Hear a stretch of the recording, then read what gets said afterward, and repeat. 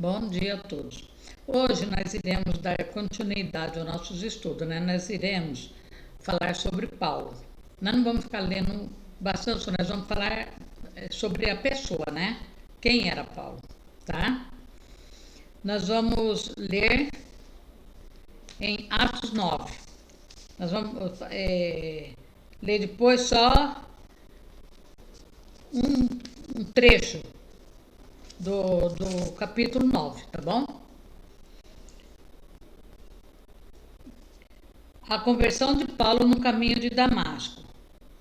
E Saulo, antes dele ser Paulo, ele se chamava Saulo. E Saulo, respirando ainda ameaças e mortes contra os discípulos do Senhor, dirigiu-se ao sumo sacerdote. Ele era um grande perseguidor dos cristãos, viu, gente? Ele perseguia os cristãos e pediu-lhe cartas para Damasco, para as sinagogas, a fim de que se encontrasse alguma daquelas seitas, quer homens, quer mulheres, os conduzisse presos a Jerusalém. Ele prendia. E indo no caminho, aconteceu que, chegando perto de Damasco, subitamente o cercou um esplendor de luz no céu, uma grande luz, né?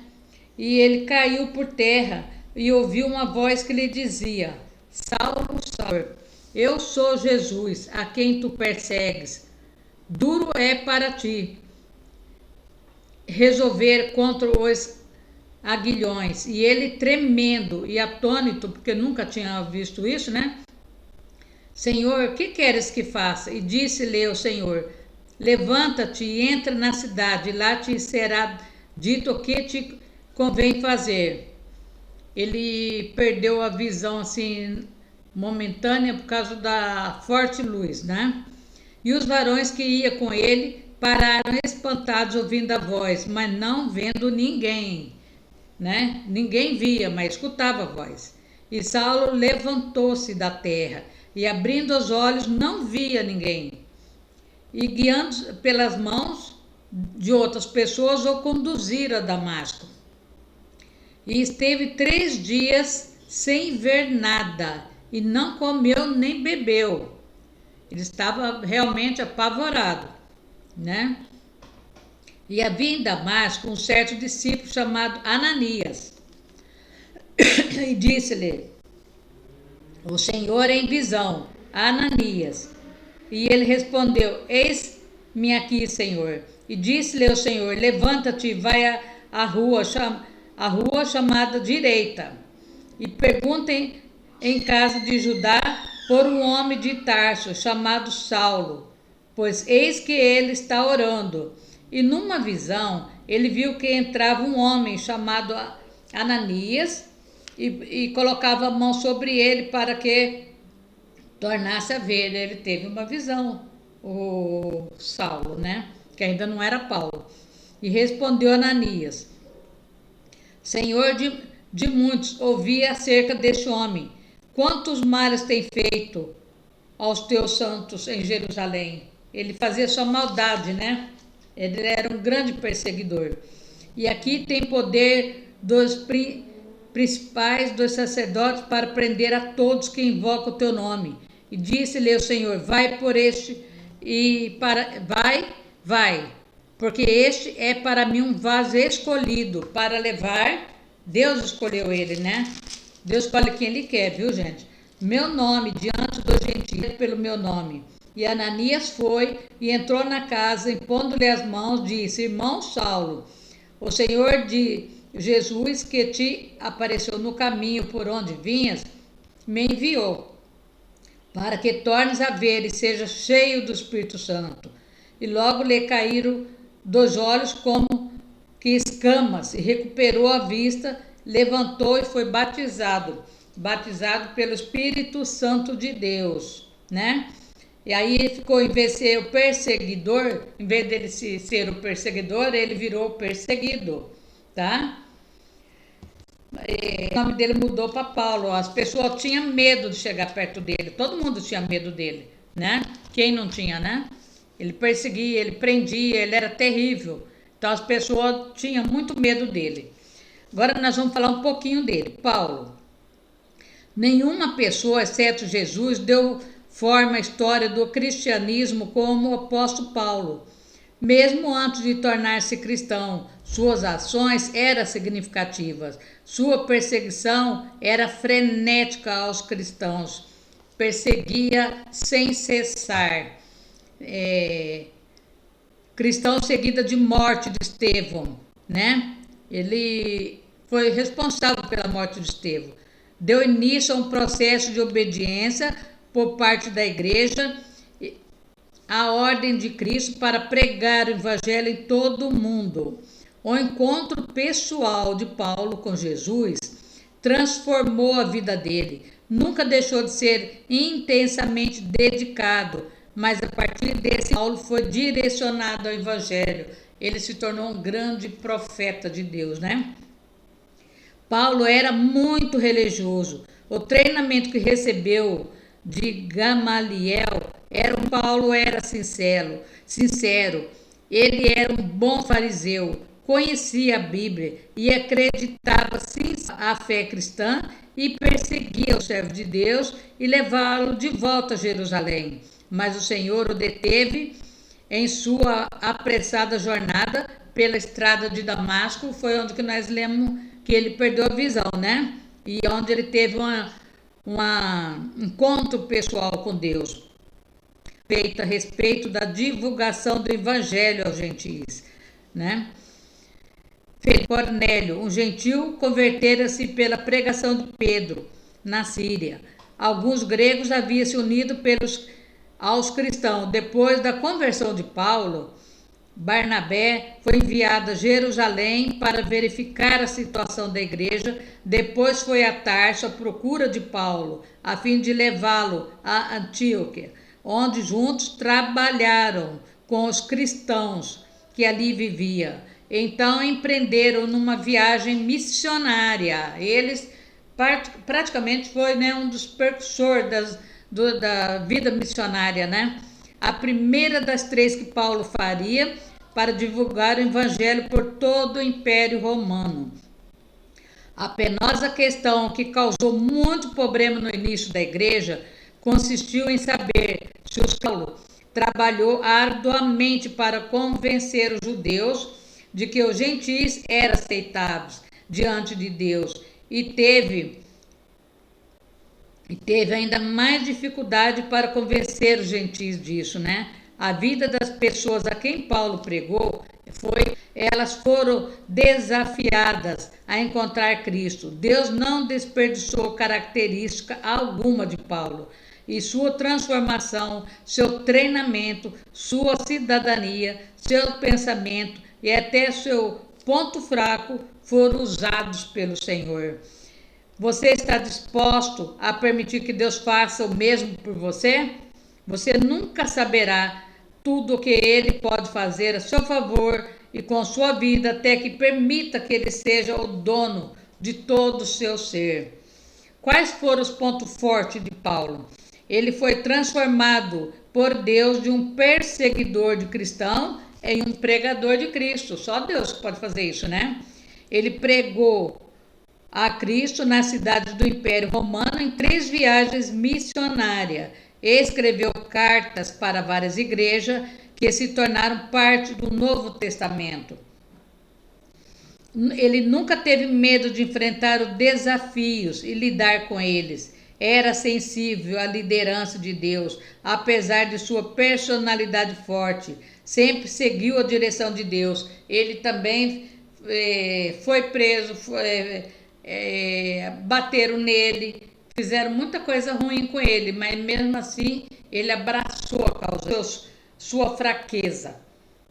Ele testemunhou e aprovou o apedrejamento de Estevão. Ele poderia ter evitado, mas não evitou, né? Ele deixou apedrejar até a morte. Estava determinado a destruir o cristianismo perseguido aos cristãos. Foi seu erro, seu ponto fraco. Quais as lições de vida? As boas novas são de que o perdão e a vida eterna estão disponíveis para todas as pessoas e são dons da graça de Deus. A abençoada pela fé cristã.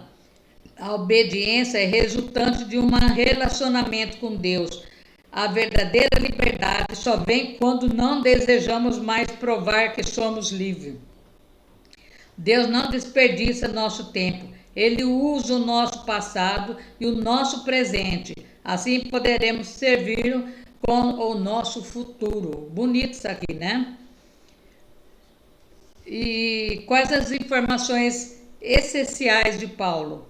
Ele nasceu em Tarso, porém viajou por todo o mundo da época trabalhando para Cristo. Qual sua ocupação? Treinado como missionário, né? Depois que ele abraçou a causa de Cristo, viu, gente? Porque ele não gostava de ser um peso morto para as pessoas onde ele ia. Ele fazia tenda e vendia, né? E aí o ponto-chave de Paulo era assim, ó. Porque para mim o viver é Cristo e o morrer é ganho. Mas se o viver na carne me der fruto da minha obra, não sei então o que devo escolher. Mas de ambos lados estou em aperto. Tenho desejo de partir e estar com Cristo. Carne, ainda fazer alguma obra para Deus. É uma história muito bonita e comprida, né, gente? A gente sabe que ele fazia grandes... Onde ele estava, sempre acontecia algum milagre. Nós vamos ler aqui, como todos esses homens, esses que eram de Deus, né? Quais foram os grandes capes na Bíblia? Quem foi? Nós vamos ler aqui, resumidinho, tá, gente? Jacó. Jacó, ele fugiu do seu sogro Labão, depois de quase 20 anos de serviço. Permitiu que Jacó voltasse para casa na ocasião da morte de Isaac e se reconciliasse com o seu do Egito depois de matar um egípcio em defesa de um israelita. Ele salvou a própria vida e começou a outra parte do treinamento em Deus, igual Paulo, né? Israelitas, Êxodo, fugiram do Egito depois de 430 anos de cativeiro, em que a maior parte do tempo foram escravos. Deus confirmou sua escolha dos descendentes. Deus não se esquece das suas promessas. Josué. Os espiãs escaparam em Jericó, escondendo-se na casa de Reabe. Prepararam a destruição de Jericó e preservaram a vida de Raabe, que se tornaria um dos antepassados de Davi e de Jesus. O plano de Deus envolve a virginar, né? Como que pode isso acontecer? Eude escapou sem ser descoberto depois de assassinar o rei moabita de Eglon. Destruiu o controle de Moabe sobre Israel e deu início a 80 anos de paz. Os castigos de Deus são frequentemente rápidos e mortais.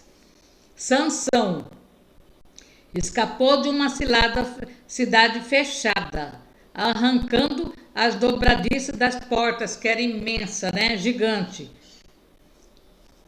Apenas adiou a autodestruição de Sansão por causa da sua falta de autocontrole. Sem a dependência de Deus e de sua direção, mesmo uma grande habilidade é desperdiçada.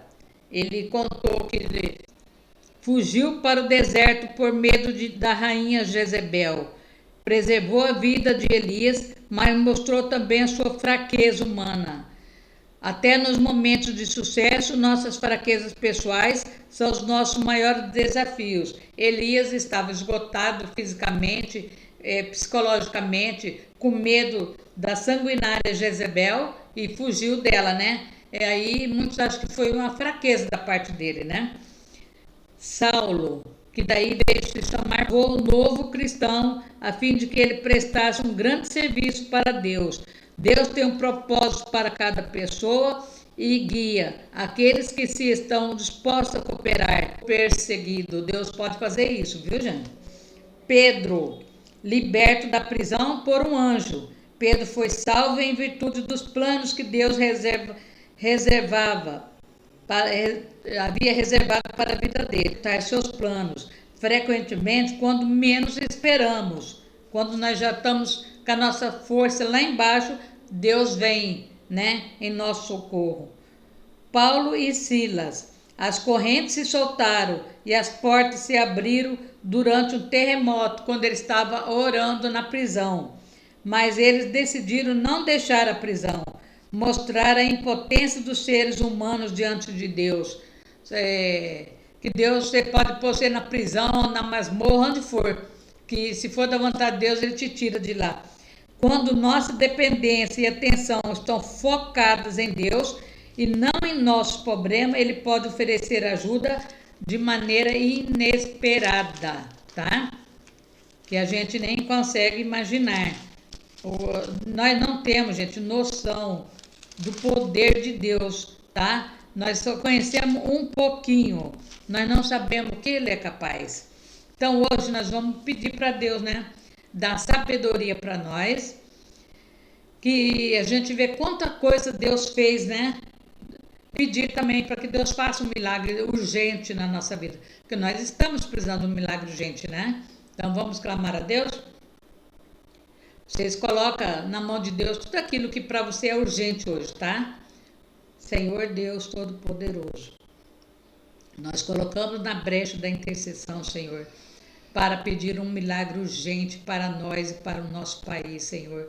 Que o Senhor entra, Senhor amado, com a sua justiça, Senhor, no nosso país e faça um grande mover, Senhor. Todo império do Baal caia por terra, Senhor. Que o Senhor vai colocando o seu exército de anjos acampados, Senhor, nos 3 poderes, Senhor.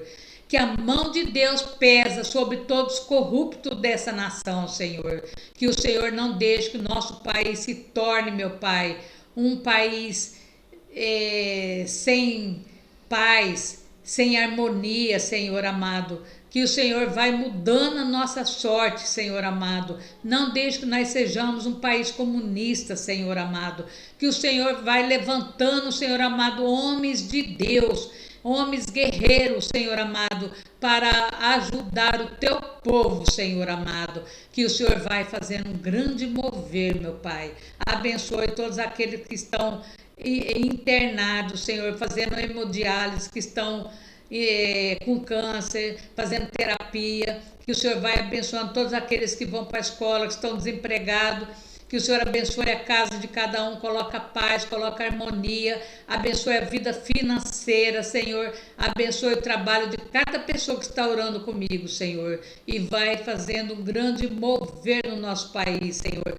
Solte todos aqueles que estão encarcerados, derruba todas as grades, todas as muralhas, todos os ferrolhos, no nome de Jesus e no poder de Deus. Amém. Amém, muito obrigado e até amanhã, se Deus quiser, tá? Confiar que Deus é maior na nossa vida, viu, gente? Nosso problema pode ser grande, mas Deus é bem maior do que o nosso problema. Põe isso na cabeça, tá? E nunca desiste, tá? Vamos continuar firme orando, que Deus vai nos abençoar. Obrigada e até amanhã, se Deus quiser. E fique com Deus, viu, gente?